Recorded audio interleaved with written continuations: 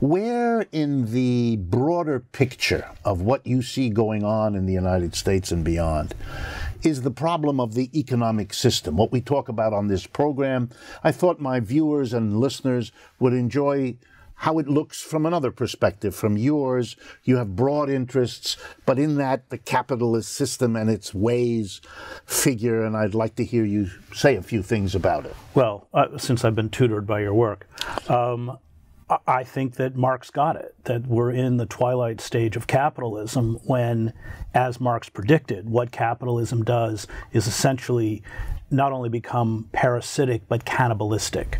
So you've deindustrialized the country, you've thrust, and we know the figures, the official figures of unemployment, of poverty are fixed.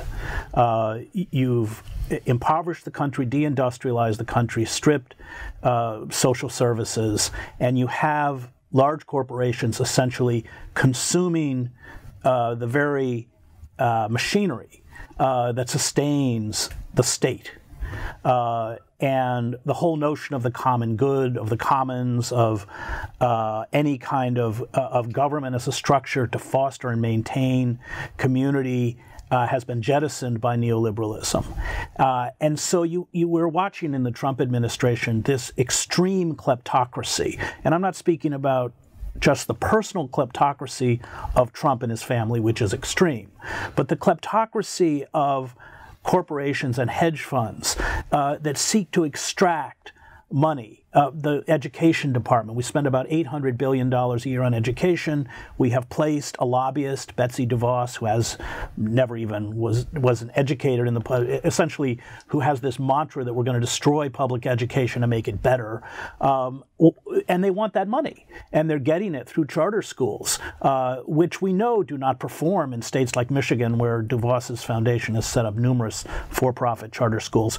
We know it doesn't function better. We know it's a form of educational apartheid in the sense that they will refuse to accept not only poor students, students of color, but students with learning disabilities, students for whom English is a second language because they're more expensive to educate.